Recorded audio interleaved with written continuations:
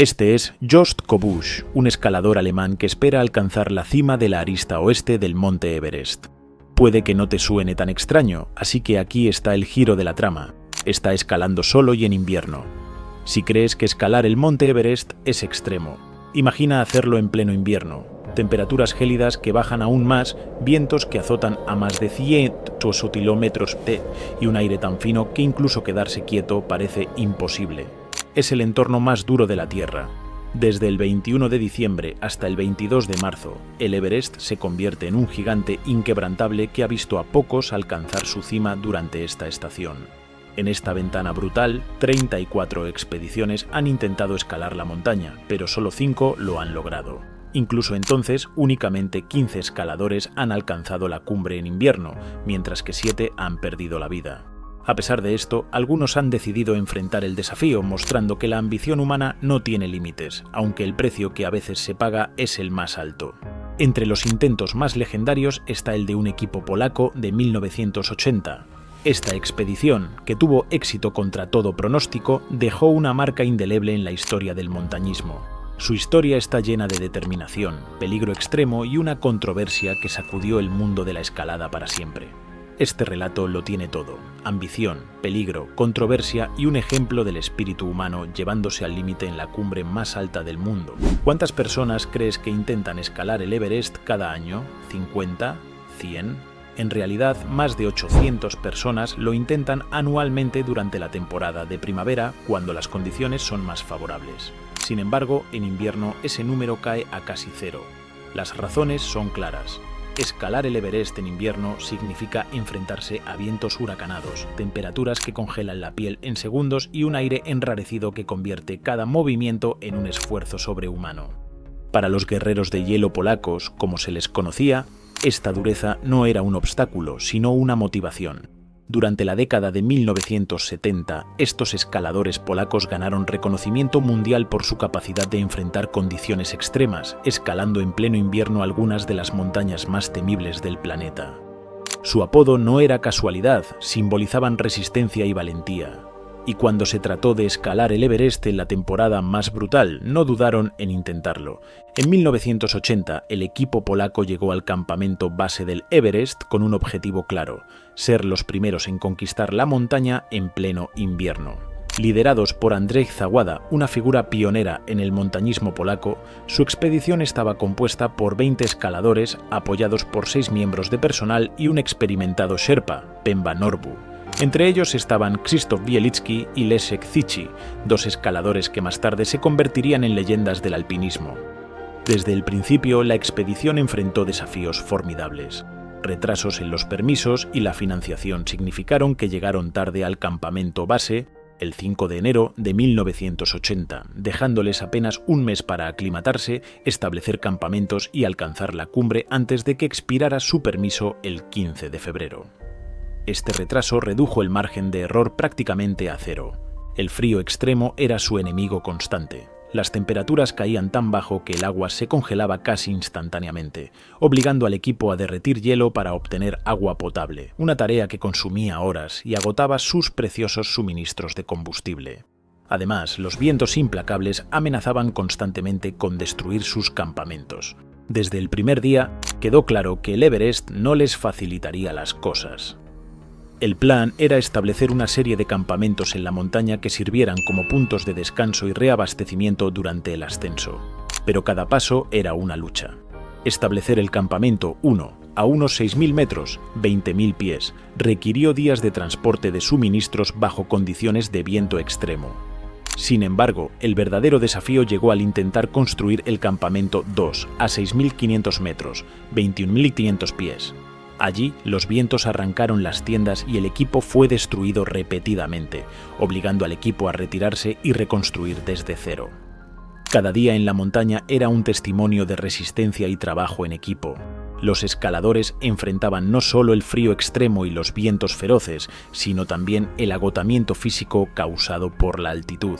La falta de oxígeno hacía que incluso las tareas más simples, como asegurar cuerdas o preparar alimentos, fueran agotadoras.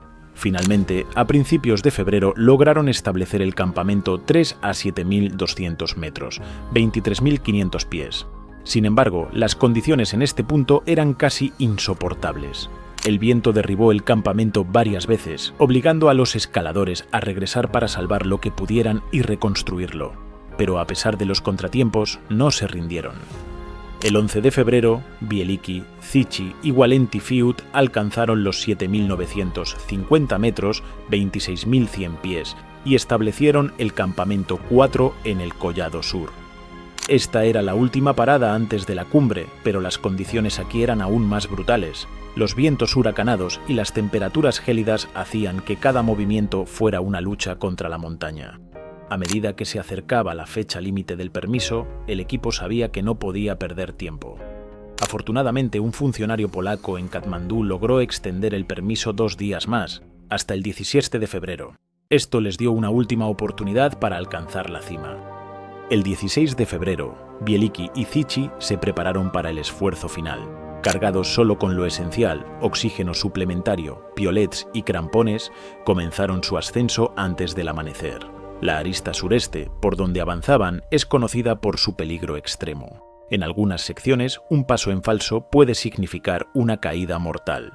Después de horas de lucha contra el frío, el viento y el agotamiento, los dos escaladores finalmente alcanzaron la cumbre a las 2:30 p.m. del 17 de febrero de 1980. Habían hecho historia convirtiéndose en los primeros en conquistar el Everest en pleno invierno. Tras alcanzar la cumbre del Monte Everest el 17 de febrero de 1980, Krzysztof Bieliński y Leszek Zichi se enfrentaban a un desafío igualmente intimidante: descender con vida. Como todo escalador sabe, la cima es solo la mitad del camino. El descenso del Everest, especialmente en invierno, es tan peligroso como la ascensión y el más mínimo error puede ser fatal. Desde la cumbre, Bieliki y Zichi comenzaron su descenso sabiendo que las condiciones podrían empeorar en cualquier momento. El viento seguía azotando con fuerza y la exposición prolongada al frío extremo amenazaba con causar congelación.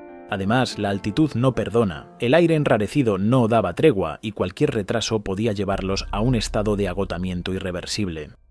Para minimizar riesgos, decidieron usar una ruta ligeramente diferente a la que habían seguido para ascender. Este camino, aunque más protegido del viento, era más empinado y requería una concentración absoluta.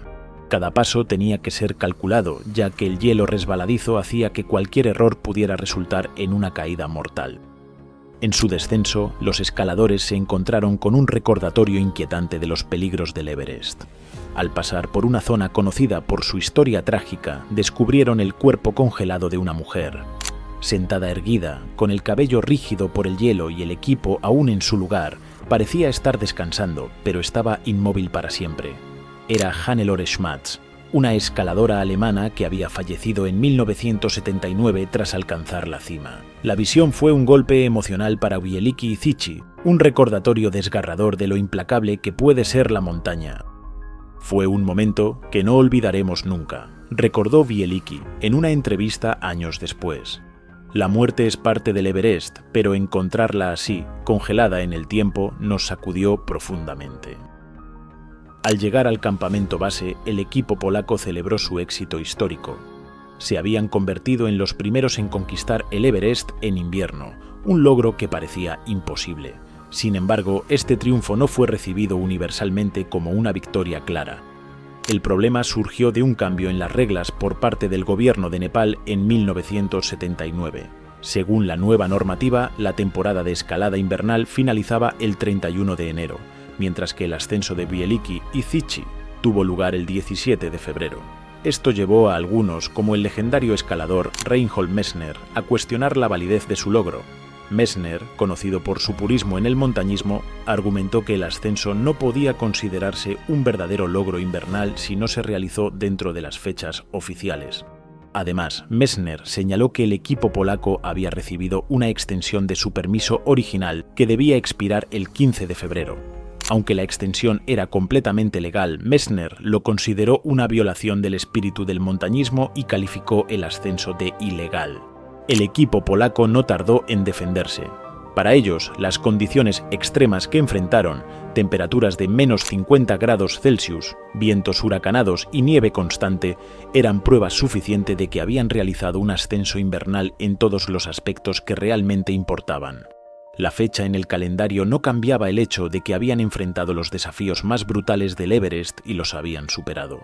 Elizabeth Hawley, una figura respetada en el mundo del montañismo y cronista de expediciones en el Himalaya, apoyó al equipo polaco. «No soy una quisquillosa con las fechas», declaró.